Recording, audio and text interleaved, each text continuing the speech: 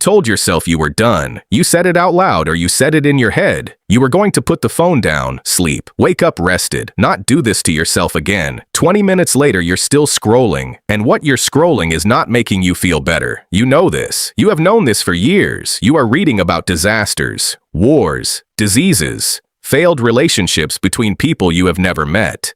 Predictions of societal collapse from experts who are paid to predict societal collapse. None of it is good for you. None of it is helping you sleep.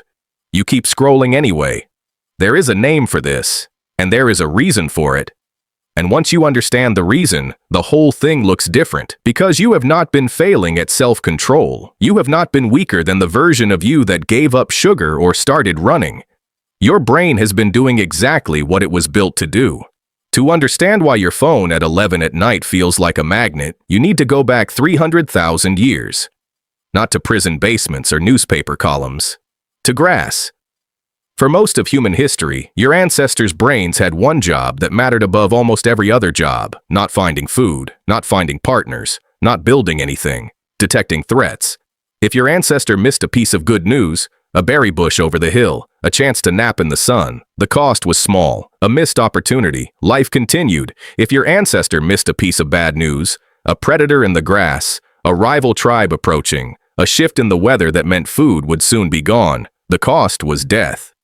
The math is very simple. The brains that survived over hundreds of thousands of years were the brains that paid disproportionately more attention to negative information. That got more anxious about threats than they got excited about opportunities. That remembered dangers more vividly than pleasant memories.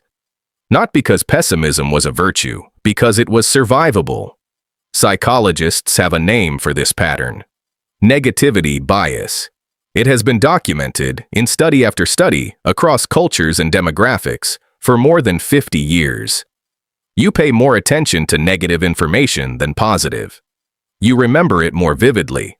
You update your beliefs faster in response to it. You give it more weight in decisions, even when you consciously want to focus on the good, even when you tell yourself the good outweighs the bad, even when the actual math says the good outweighs the bad. The system beneath your conscious awareness has already made its choice, and its choice is always to look at the worst thing.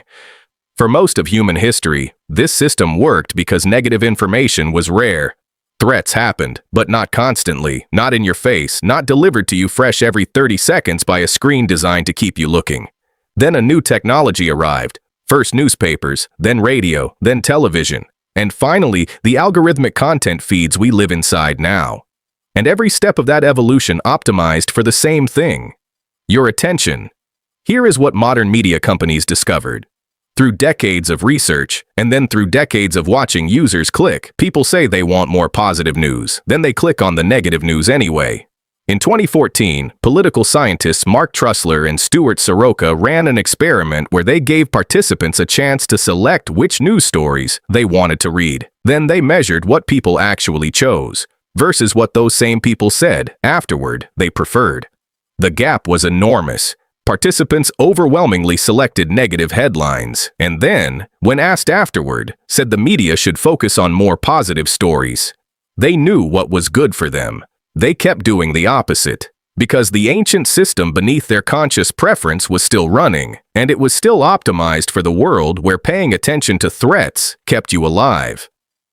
Modern algorithms don't need to know why you click on the bad news. They just need to know that you do, and once they know, they show you more of it, refined, concentrated, tuned to exactly the kind of bad news your specific brain reliably clicks on. The consequences of running this system all day, every day, are physiological, and they are measurable. Chronic exposure to negative news, the kind that comes from constant algorithmic feeds, from doomscrolling, from being connected to a global stream of every bad thing happening everywhere in the world at once, produces sustained elevation of your body's stress hormones. Cortisol, norepinephrine, the chemistry your body was built to produce in brief, intense bursts, released instead as a slow, continuous drip. Your sleep architecture is disrupted, your immune function drops, your baseline anxiety rises, your capacity for sustained attention degrades.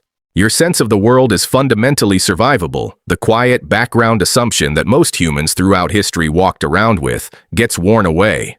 Not because the world has actually become more dangerous, Because your brain is now receiving evidence of the world's danger at a rate no nervous system in the history of our species was designed to handle. And here is the strangest part. Studies have found that heavy news consumers are, on average, less accurate about the actual state of the world than moderate news consumers. Not more accurate, less. They overestimate crime rates. They overestimate the likelihood of violent events. They underestimate improvements in health, education, and poverty. They see the world as more chaotic and dangerous than it actually is, because their brains are running the ancient threat detection system on modern volume, and the volume is drowning out the truth. Here is what makes this particular addiction so strange. You already know this. You do not need me to tell you that doom scrolling makes you feel worse. You know it.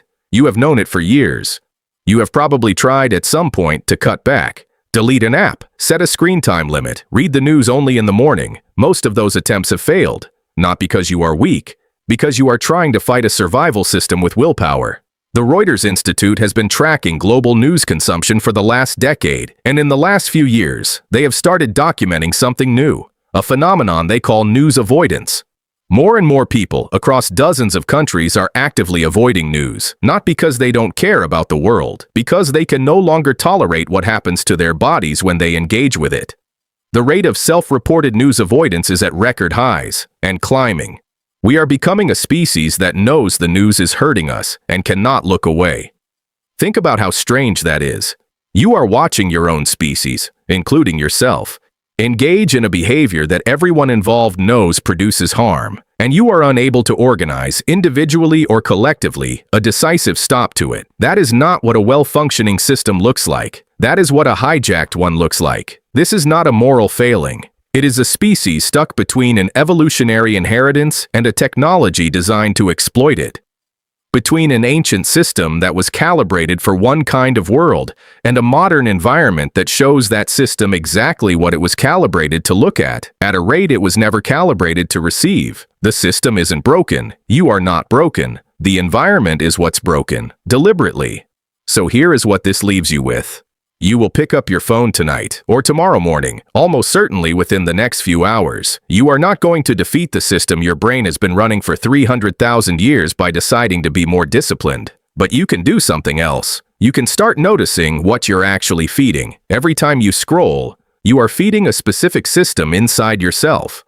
A system that will use whatever you give it to decide what the world looks like to you tomorrow, and the day after, and the year after that. If you feed it disaster, it will build you a world made of disaster. If you feed it small, specific, verifiable good, the neighbor who helped, the friend who called, the thing that quietly went right, it will build a different world.